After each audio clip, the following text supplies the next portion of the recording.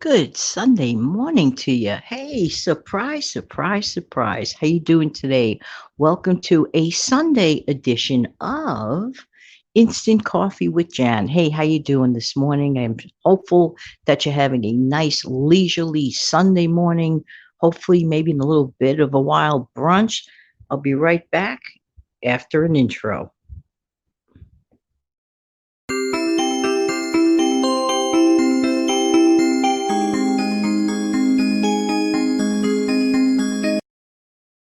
This special Sunday morning edition of my Instant Jan show was brought to you by Inspiration.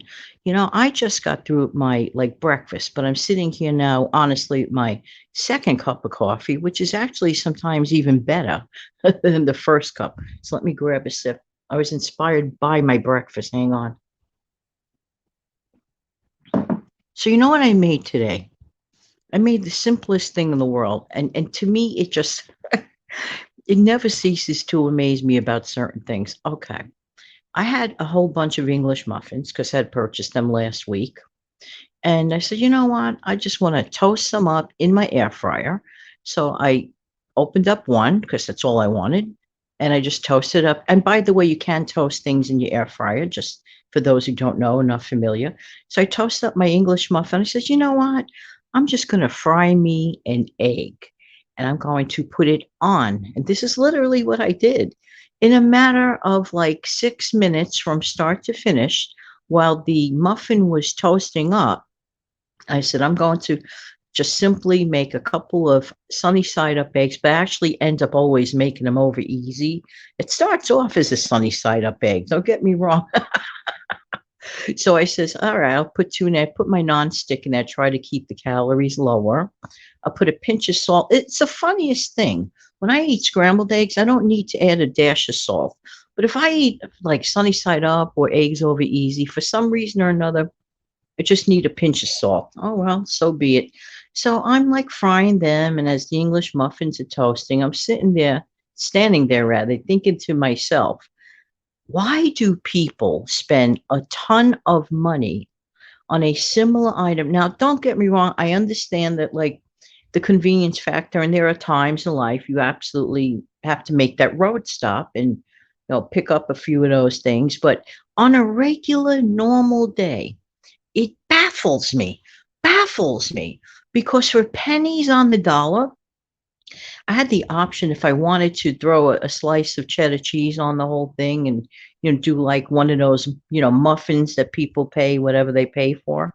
I don't even know the price of them, but I know this, that in a matter of 6 minutes, literally 6 minutes, because I had my instant coffee done in a matter of 6 minutes from start to finish. I had my blank Mc muffin type thing. It was just the easiest thing. It was delicious and it was fresh. I'm just saying, who knows how long other things are? I don't know that. Who knows how clean other places are? I'm not putting down any place at all.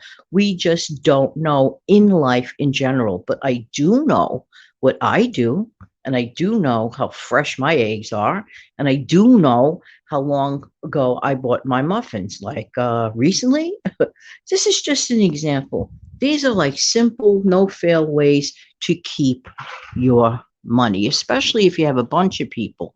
If you have a bunch of people and all you want to do is like toast up a bunch of those muffins, you just bunch them up and toast them up at the same time and make a whole batch of those fried eggs easily. Just pop them open over the stove on top of your skillet. Even if the white part of the egg like connects to it, you just take your spatula and you cut around it.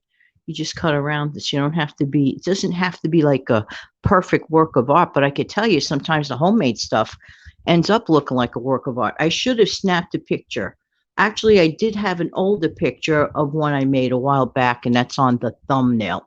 I want to talk to you today about quick tips that we absolutely will not fail to end up keeping some more about hard-earned dough ring me instead of the usual leaky wallet syndrome, which most of us have grown way too accustomed to. Way too accustomed to. All right, so let's say it is Sunday morning, which it happens to be in real time, Sunday morning, and I decided to do a bonus upload, which I did. Suppose you wanted to make something that included self-rising flour, and then you go into your cupboard. I hope somebody out there is listening that happens to have just ran out of self-rising flour and says, you don't want to have to go to the grocery store just for one thing. How many of you out there run to the grocery store just for one thing? Unless it's like right near your house and like 10 feet away. Honestly, me, Janet, I don't see the warranting reason to go to grocery stores for one item, but that's me. That's me. All right. So here's how you make self-rising flour. So in case you're interested, all you need to do is to take 2 cups of all-purpose flour, 1 tablespoon of baking powder, and a half teaspoon of salt. End of subject, case closed. You just made self-rising flour. What? Yes. Did you think it was that easy? Now, maybe an experienced baker may say, piece of cake, I knew that. But how many maybe didn't know that? Or people who are new to baking? So literally, you never have to run out of self-rising flour. You could even make this in advance and store it and put it away, and you got your own self-rising flour all the time. So again, repeating, 2 cups of all-purpose flour, 1 tablespoon of baking powder, and a half teaspoon of salt. And that's it. Speaking of English muffins, let's move over to another easy thing to do. I think sometimes we, I don't know, add way too much mess, way too much cleanup to our meals. And this sometimes frustrates some people to the point that they never want to cook.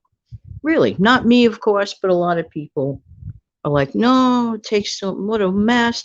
But you can make English muffin pizza, for example, if you didn't use an English muffin for breakfast. You might decide to do like this for a light lunch. This is a great light lunch. It's kid friendly. You can make it in a jiff. You can make the English muffins, toast them up in your air fryer if you don't want to use your oven on a hot day. Or you could just put on your toaster oven, or if you have no other way to do it, but then you're just putting on your oven for a very short period of time. So you're going to split open the English muffins. You're going to toast them up. While you are doing that, strong suggestion, take a couple of tablespoons of jarred pizza sauce or jarred prepared marinara sauce or whatever. If you have a tomato sauce of your own that you made homemade, no reason not to use that.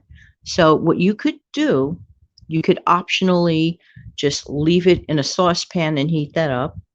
And then like about 3/4 of the way, you pop out those toasted circles of the English muffin and you ladle little bits with a tablespoon if you prefer, because those are little, not such a big item, the English muffins, and put a bunch of sauce on top of each open end.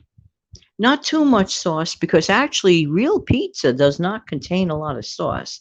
This is a mistake a lot of people make.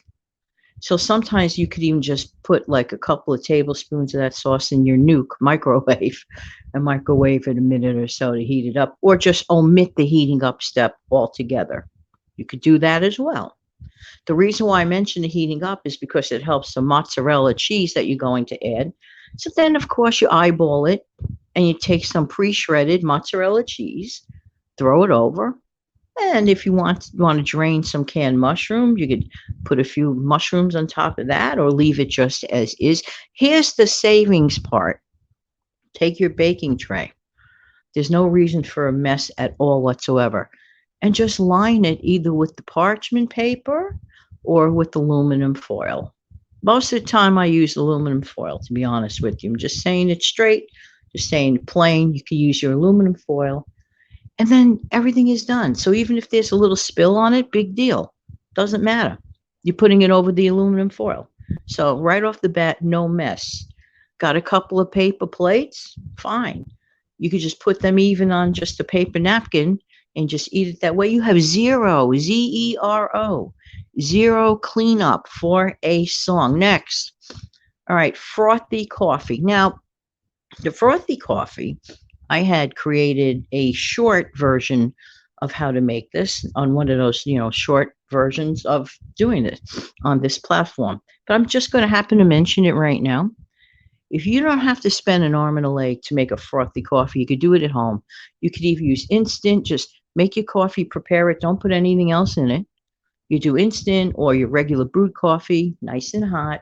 But what you're going to do is you're going to take some frozen. This is why I strongly suggest you keep frozen Cool Whip in your freezer. So keep some frozen Cool Whip, dollop as much as you want of that frothy coffee. And by the way, it's pictured on the thumbnail. And then you could just shake a little bit of ground cinnamon on top of that and let it just sit there and froth down. Hello. Is that delicious or is that not delicious? That is what I call a dessert coffee. Sometimes you want something a little more special, maybe mid-afternoon or after dinner, something a little more special. There you go. So now another definite money keeper. Very soon we have the national holidays coming up and, long weekends. This is what I like to put on top of my hot dog. I do this topping once a year. I could do it as topping anytime I want, but for some reason or another, I keep my once a year Frankfurter type special. So my hot dog topping is so easy. It's an onion topping. And all I need is one medium. You could get one medium sweet onion or one medium regular onion or a small one, whatever. It depends on how much you eat. And use 1 cup of ketchup. And then you're going to need 2 tablespoons. I prefer to work this one with margarine and also a dash of garlic powder to taste, usually about a teaspoon. So what I'm doing effectively is I'm sauteing the chopped onion, chop it to the size the way you like it, sauteing the onion in the margarine and the garlic powder. And I'm waiting until those onions get a clear look, or as they call translucent look. Okay. And then what I do is I turn off the heat. I do it on a low heat for a couple of minutes. I keep an eye on it. That's not the time to walk away and make a phone call or decide to do your nails. So then what I do is I take some ketchup, I eyeball it, and then I pour it on top of that. I said a cup, but it really could be less than that. You eyeball it. And meantime, I had already shut off the heat. So I'm just letting that sit there and warm up. Then I just let it sit there till I want to use it on top of my Frankfurter. Man, oh man, it tastes just like the one from the stand. Just saying, very, very cheap. Most people have all of the ingredients that I mentioned. And there you go. You just dressed up your Frankfurter for a special holiday. I just thought I'd mention these quick money-keeping tips on this unexpected instant coffee, brunch style kind of sort of, on a Sunday morning. Hey, everybody, have an amazing, fantastic day, and I look forward to speaking with you the next time. In the meantime, take good care. Bye-bye.